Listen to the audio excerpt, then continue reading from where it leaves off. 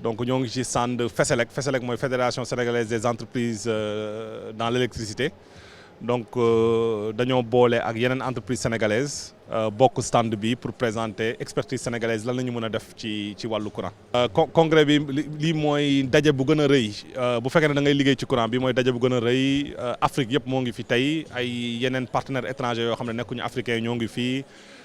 Defarkatu équipement yi ñoo ngi fii jaaykatu équipement yi ñoo ngi fii entreprise aussi ñuy def électricité ñoo ngi fi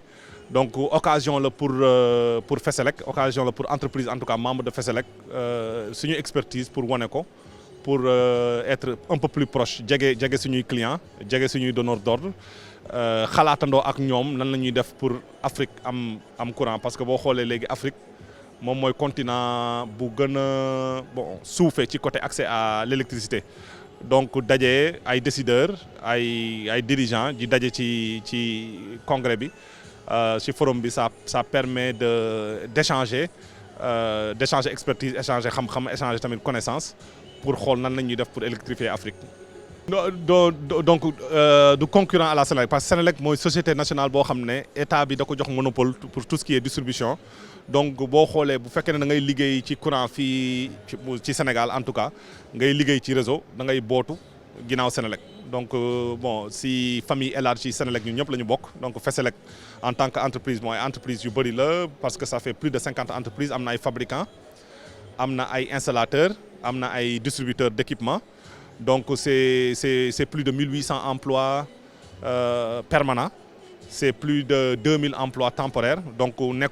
nekkul benn fédération bu ndaw daal mais fédération bi ci ginnaaw Sénélec la ñu bootu parce que Sénélec à la fin de la journée moom mooy def tempo moom mooy réaliser investissement yi moom mooy xool stratégiquement lan la soxla ñun fii la ñu nekk pour jàppale ko jàppale État Sénégal pour atteindre objectif am accès universel le plus rapidement possible. ay entreprises locales entreprises sénégalaises capital sénégalais expertise sénégalaise et vraiment nous sommes prêts pour accompagner l'État pour accompagner la Sénélec ci objectif stratégique objectif politique qui est l'accès universel équité territoriale électrification rurale. Bon Technoréseau ak ñoom ñu ngi liggéey en partenariat ci technologie bu bees. mu nekk loo xamante ne lii innovation la centrale électrique yoo xamante ne nii dafay fonctionner sans combustible mooy du jëfandikoo gaz du jëfandikoo pétrole du jëfandikoo lu dul ndox mais nag ci benn système boo xamante ne nii moom la ñuy wax techniquement la poussée d'Archimède dina ci mën a demee di def 200 kilowatts ba 300 mégawatts alors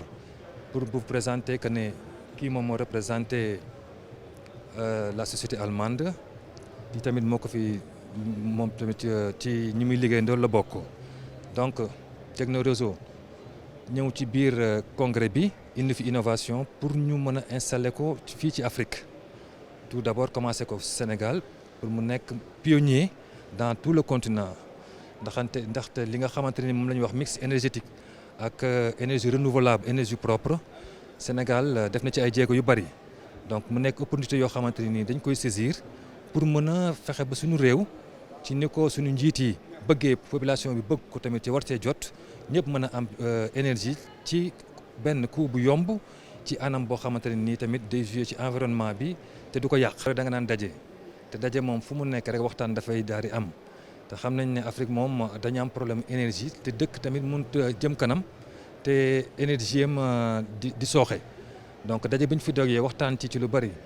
tax nañ ñu gën a jàngat suñu taxawaay gën a taxaw tamit trouver ay solutions yi nga xam ne dina adaptable ci futur dans le futur pour mën a solutionner problème boobu kenn ku nekk indi li nga am wax li nga mënee ñu xool la ca manqué buñ ci mënee ñu jokkoo ci li kenn ku nekk jël la nga xam ne jëlee nga ko fi yóbbu ko sa réew ba nga xamante ne ñëpp daañu bokk jëriñoo ko. donc ALGA ñëw na ak ay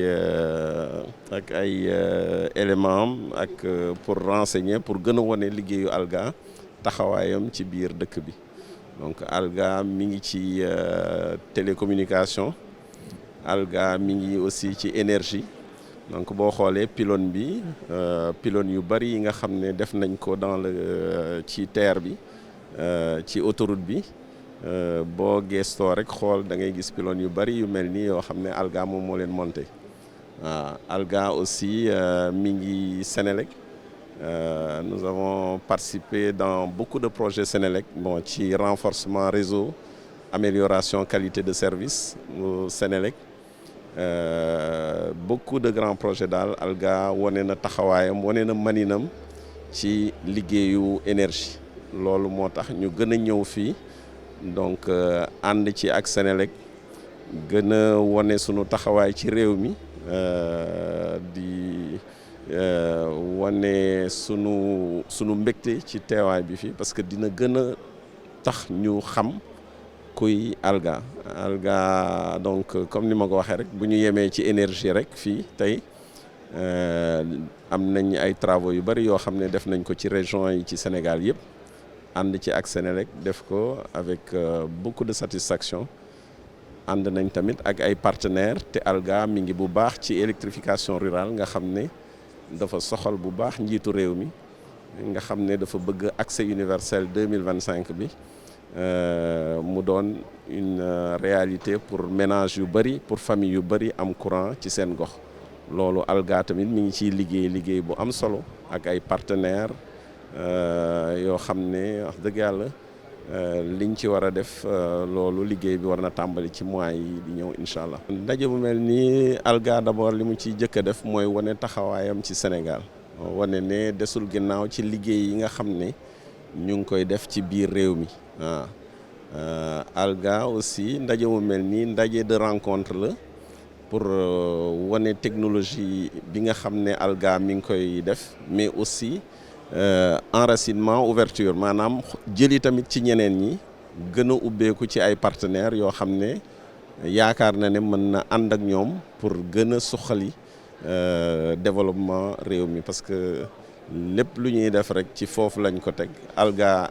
entreprise la boo xam ne mi ngi employé presque plus de 70 Sénégalais yoo xam ne des permanents waxuma sax des permanents sans compter d'autres prestataires ak yooyu ñuy ànd ak ñoom mais loolu lépp pour wane ne ALGA participe activement au développement de ce pays donc liñ ciy xaar daal mooy gën a yokku parce que il est plus difficile de rester au plafond que de progresser.